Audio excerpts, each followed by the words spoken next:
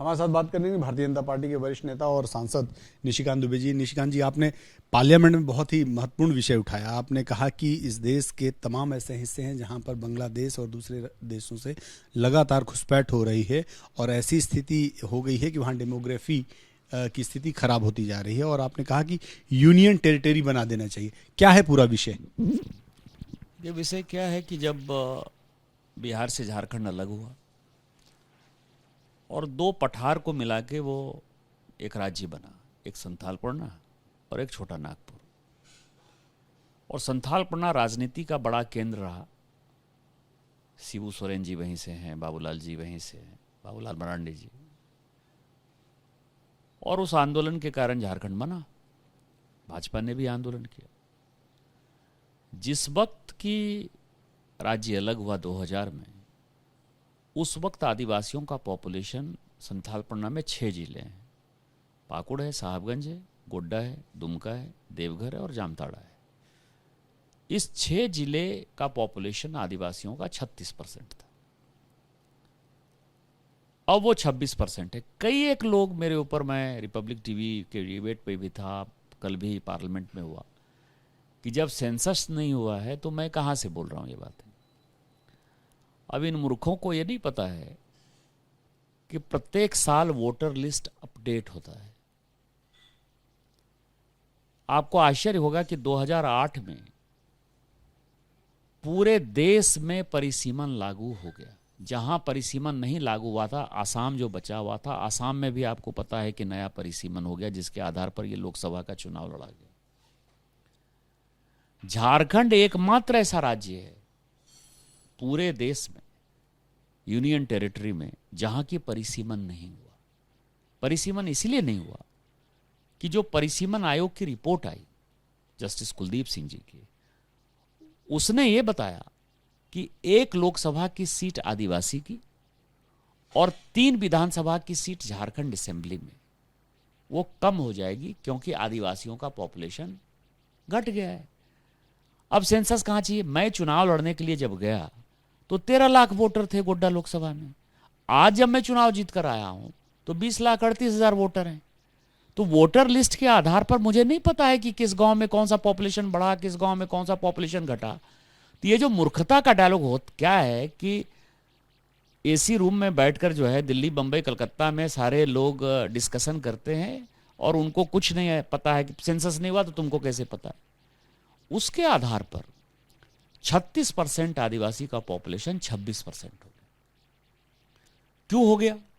जो जनरल लोग थे आजादी के समय, या जब बिहार झारखंड अलग हुआ उस वक्त 2000 में भी, तो उस वक्त जनरल पॉपुलेशन जो है वो 48.9% था।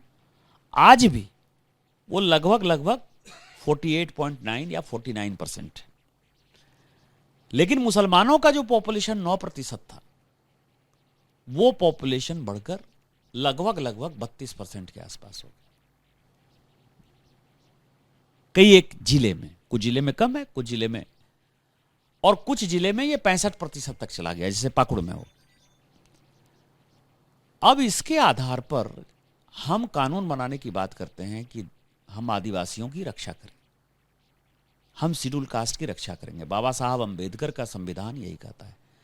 क्या आपको नहीं लगता कि संविधान खतरे में? दूसरा, जो आदिवासी सीट है जहां की केवल आदिवासी को चुनाव लड़ना है, आपने रिजर्व कर रखा है, वहां क्या हुआ है कि अभी बहुजन समाज पार्टी की उम्मीदवार हो गई राजमहल लोकसभा में, जो आदिवासी है, लेकिन उसकी शादी जो है वो मुसलमान से हुई, उमर शेख से हुई। उसकी पत्नी चुनाव लड़ रही है। 100 ऐसे पंचायत हैं जहां आदिवासी महिलाओं को जो है मुखिया बनाया गया है, लेकिन उनके पति जो है वो मुसलमान है। अब उसमें वो चुनते हैं कि ऐसी महिला को चुनो जो कि बाप की अकेली बेटी है, उससे शादी कर लेते हैं।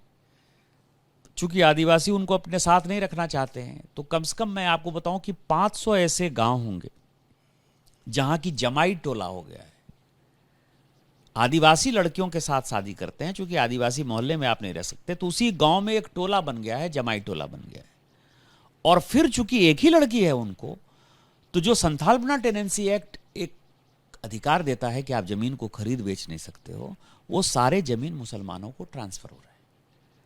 तो एक तरफ जमीन जा रहा है, एक तरफ आदिवासियों की संख्या घट रही है, दूसरा बांग्लादेशी घुसपैठिए जो है बुरी तरीके से आगे बढ़ रहे हैं। और इसमें लोग कहते हैं कि आपकी केंद्र सरकार क्या कर रही है। मेरी केंद्र सरकार क्या करेगी? लॉ एंड ऑर्डर स्टेट का विषय है। मैं आपको बताऊं कि अभी 2 घटनाएं हुई, एक तारानगर इलामी में हुई और एक डांगापाड़ा में हुई। दोनों जगह जो दंगे हुए उसमें आदिवासी को और हिंदुओं को भगाने के लिए मालदा और मुर्शिदाबाद से लोग आकर जो है मारपीट कर रहे हैं और उसको मारपीट करके भगा रहे हैं। आज भी पाकुड़ में जब मैं आपसे बात कर रहा हूं, आज अभी ट्वीट मैंने सुबह सुबह ही किया है ट्वीट, आज भी आप समझिए कि आज वहां जन आक्रोश रैली आदिवासी लड़कों ने निकालने का फैसला किया था। उसका कारण यह है कि आदिवासी का जो पॉपुलेशन घट रहा है वो, और दूसरा अभी महेशपुर में एक घटना हुई जहां की आदिवासियों की जमीन को जो है मुसलमान हड़पना चाहते थे और उसके लिए सारी महिलाएं इकट्ठी हो गई और सारा मारपीट हुआ। रात में झारखंड पुलिस ने लड़कों को पकड़ पकड़ कर पीट पीट कर मारा है, उनके हॉस्टल को खाली कराया है, उनके घरों को खाली कराया है। आज ही मैंने उनके फोटोग्राफ के साथ ट्वीट किया है। इस चीज को दबाना चाहती है। फिर जब बंगाल से पुलिस आ रही है, मालदा मुर्शिदाबाद से जो लोग आ रहे हैं, उसको बंगाल की पुलिस कुछ नहीं कर रही है। और जो रास्ता है वो इतना बॉर्डर खुला हुआ है और ममता बनर्जी जी की जो सरकार है वो मुस्लिम अपीजमेंट पर इस तरह से लगी हुई है कि यहाँ कोई भी नियम कानून नहीं। तो आपके पास रास्ते क्या बचते हैं? रास्ते मैंने सुझाए हैं कि एनआरसी हो जाए, रास्ते मैंने सुझाए हैं कि एनआईए का ऑफिस हो जाए, रास्ते मैंने सुझाए हैं कि वहाँ जो डेमोग्राफी चेंज कर रही है उसके ऊपर एक वाइट पेपर जो है जारी हो जाए। और जब कोई रास्ता नहीं बचेगा तो मैं आपको बताऊं कि आज नहीं कल, आप मार्क करिएगा मेरी बात को, जिस तरह से धारा 370 खत्म होने के बाद आज वहाँ लोकतंत्र दिखाई देता है, लेकिन इसके पहले न शेड्यूल कास्ट को रिजर्वेशन था, न शेड्यूल ट्राइब को रिजर्वेशन था, न ओबीसी को रिजर्वेशन था। पूरा का पूरा कश्मीर वैली लगता था कि हमारे हाथ से बाहर चला गया। आज वही सिचुएशन है किशनगंज का, कटिहार का, अररिया का, पूर्णिया का, मालदा का, मुर्शिदाबाद का, पाकुड़ का, साहबगंज का, गोड्डा का, देवघर का, दुमका का, जामताड़ा का। कुछ न कुछ बड़ा इस देश को करना पड़ेगा, नहीं तो ये इतना बड़ा खतरा है, इतना बड़ा खतरा है कि देश जो है, ये जो तत्व हैं, ये अलग विभाजन की तरफ बढ़ रहे हैं। आज ही मुझे वहाँ से शुभेंदु अधिकारी और सुकांत मजुमदार को गाली देते हुए जो कई एक वीडियो रिलीज हुए हैं, वो कह रहे हैं कि हम ग्रेटर बांग्लादेश बनाएंगे चाहे कुछ भी हो जाए, और इसके लिए वोट बैंक की पॉलिटिक्स, कांग्रेस, तृणमूल कांग्रेस और सारी सो कॉल्ड सेकुलर पार्टी जिम्मेवार होगी और देश खतरे में है। आपका ये सुझाव है कि वो पूरा जो एरिया है, अररिया, कटिहार, किशनगंज और पाकुड़ का जो एरिया है, इस पूरे एरिया को मिलाकर एक यूनियन टेरिटरी बना दीजिए? आज नहीं कल मेरी बात पर ही लोग आएंगे। आप ये देखिए कि ये क्या, मैं क्या कह रहा हूं। ये पूरा बांग्लादेश, ये बांग्लादेश है, ये मालदा है और ये मुर्शिदाबाद है, ये गंगा जाती है। ये मालदा और मुर्शिदाबाद का एरिया है। मेरा एरिया कहाँ है? ये पाकुड़ की मैं बात करता। तो अब आप समझिए कि मुर्शिदाबाद में कहाँ पाकुड़ खत्म हुआ और कहाँ, मतलब कहाँ झारखंड खत्म हुआ और कहाँ बंगाल शुरू हुआ, नहीं पता है ना। बॉर्डर इसी तरह से है। उसी तरह से ये कटिहार है, इसी तरह से ये पूर्णिया है, ये किशनगंज है और उसी से सटा हुआ ये अररिया है। आप ये समझिए कि आपको ये दिखाई दे रहा है ना कि क्या हो रहा है। ये पूरा एरिया जो है ये पूरा बांग्लादेश के साथ जो है, और इसमें कौन सा बॉर्डर है, बीएसएफ क्या कर सकती है? इसमें पूरा गंगा नदी है। आप क्या करोगे? पूरी गाय की तस्करी और ह्यूमन ट्रैफिकिंग, ये सारा जो है ये रास्ता यही है। और ये चिकन नेक है, ये मोस्ट इंपॉर्टेंट पार्ट है। आप देखिए कि रास्ता, कॉरिडोर आपका जाने का, इसके अलावा कोई रास्ता तो बचता ही नहीं है। तो ये पूरा एरिया एक ऐसे सिचुएशन पर आकर खड़ा हो गया है जहां की केंद्र सरकार को सीधे हस्तक्षेप करने की आवश्यकता है। नहीं तो law and order Jharkhand police नहीं देख पा रही है, law and order West Bengal police नहीं देख पा रही है, और जो लालू प्रसाद की नीति रही 1990 से लेके 2005 तक, जब तक कि हमारी सरकार नहीं आई, नीतीश जी की सरकार नहीं आई, 15 साल में उसके माहौल को इतना अररिया, किशनगंज, कटिहार, पूर्णिया के माहौल को इतना खराब कर दिया गया है कि वो आग भागलपुर तक आ रही है, वो आग रांची तक पहुंच गई। अब आप समझिए कि वोटर लिस्ट में बाबूलाल मरांडी जी गए थे, और मेरा तो आग्रह होगा कि उनसे भी आप लें, क्योंकि उनका वो क्षेत्र रहा है, संथाल परगना में आंदोलन किया है उन्होंने। आप ये समझें कि कई एक विधानसभा ऐसे हैं, कम से कम 25 विधानसभा ऐसे हैं झारखंड में, जहाँ की 100% से लेके 136% तक बूथों में पॉपुलेशन बढ़ा है, जबकि 15-17% से ज़्यादा 5 साल के बाद नहीं बढ़ता है।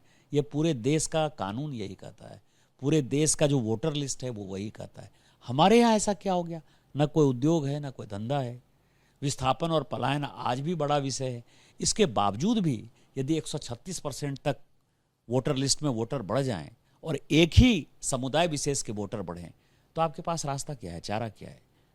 तो देश एक बड़े क्राइसिस की तरफ बढ़ रहा है। और इसमें वोट बैंक की पॉलिटिक्स में आपने कल ही देखा कि मुझे टीएमसी के सांसद धमका रहे थे कि तुम मालदा आओ, मुर्शिदाबाद आओ, जिंदा नहीं निकलने देंगे। तो मैं तो जाऊंगा। टीएमसी का आरोप